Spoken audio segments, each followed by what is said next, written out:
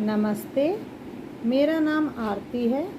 मैं आपको एक स्वरचित कविता सुनाने वाली हूँ।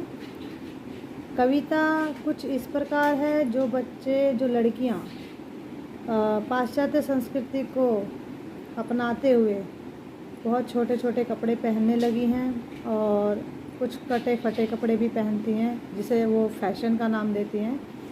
तो उसी पर मेरी कविता आधारित है।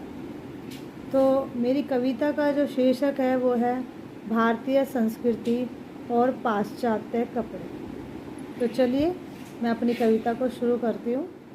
पाश्चात्य हो जाओ तुम, पर सभ्य नहीं लगती हो। पाश्चात्य हो जाओ तुम, पर सभ्य नहीं लगती हो। पहन कर ये short jeans and short top तुम सुंदर नहीं लगती। संस्कृति जो मेरे भारत की वो साड़ी में झलकती है। संस्कृति जो मेरे भारत की वो साड़ी में झलकती है।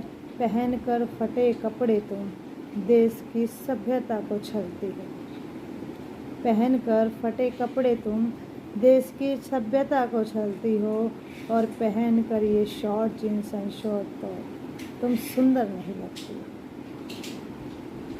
मानती हूँ हक है तुम्हें अपनी मर्जी से जीने का। मानती हूँ हक है तुम्हें अपनी मर्जी से जीने का, और स्वतंत्रता भी मिली है तुम्हें, अधिकार है। पर उन भूखे भेड़ियों का क्या? पर उन भूखे भेड़ियों का क्या जो इसी मौके का इंतजार करते हैं, कब तुम निकलो घर से। कब तुम निकलो घर से और झपट कर वार करते हैं। मानती हूँ तुम्हें हक है अपनी मर्जी से जीने का, अधिकार है तुम्हें स्वतंत्रता का मिला। पर उन भूखे भेड़ियों का क्या जो इसी मौके का इंतजार करते हैं, कब तुम घर से निकलो और झपट कर वार करते हैं। एक दिन तुम साड़ी पहन कर तो देखो, एक छोटी बिंदी माथे पर सजा कर तो देखो। हर कोई तुम्हारी सुंदरता का कायल होगा, हर कोई तुम्हारी ही बातें करते नजर आएगा। चलो पाश्चात्य संस्कृति सीखी तुमने, अच्छी बात है।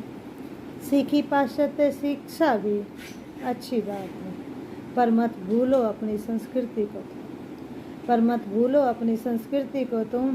पैर छुओ बुजुर्गों के और हाथ जोड़ सम्मान करो। पैर छुओ बुजुर्गों के और हाथ जोड़ सम्मान करो। फटे और छोटे कपड़ों को त्याग करो तुम। फटे और छोटे कपड़ों का त्याग करो तुम। साड़ी और सूट का तुम श्रृंगार करो। साड़ी और सूट का तुम श्रृंगार करो। शायद कुछ